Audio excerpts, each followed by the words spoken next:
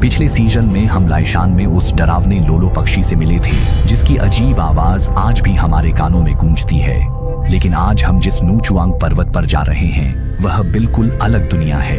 यह ऐसा लगता है जैसे भगवान ने इसे धरती की हरी मखमली चादर पर बड़े प्यार से रख दिया हो।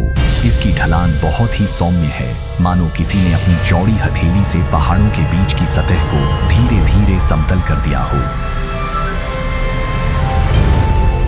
यहाँ तक कि चट्टानें भी इतनी गोल मटोल हैं, मानो खास तौर पर पर्वतारोहियों के लिए आराम करने के पत्थर के रूप में तैयार की गई हों।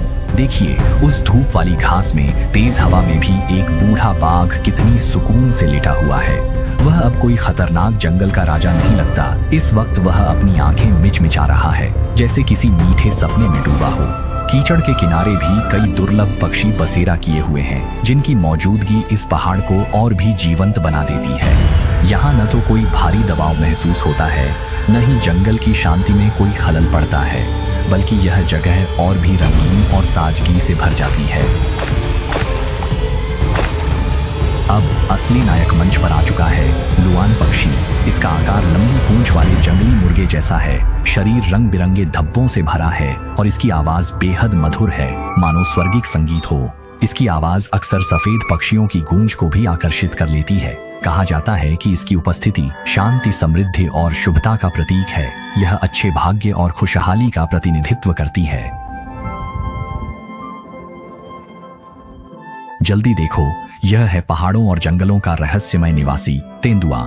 इसकी मौजूदगी ने जंगल में एक अनकही तनाव की भावना जोड़ दी है।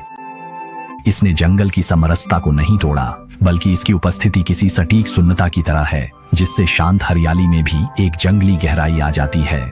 पहाड़ी की चोटी पर अब भी ताइशांग लाओजुन की सवारी पर हमला जारी है, मानो वे आपस में इस बात की होड़ कर रहे हों और ऐलान कर रहे हों कि आखिर इस पहाड़ का असली स्वामी कौन है।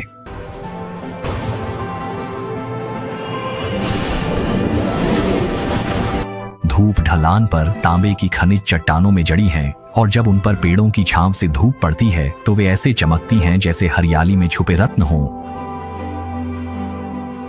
उत्तर दिशा में शिलाफलक पर ग्रेफाइट है। पास एक मेपल का पेड़ उगा है जिसकी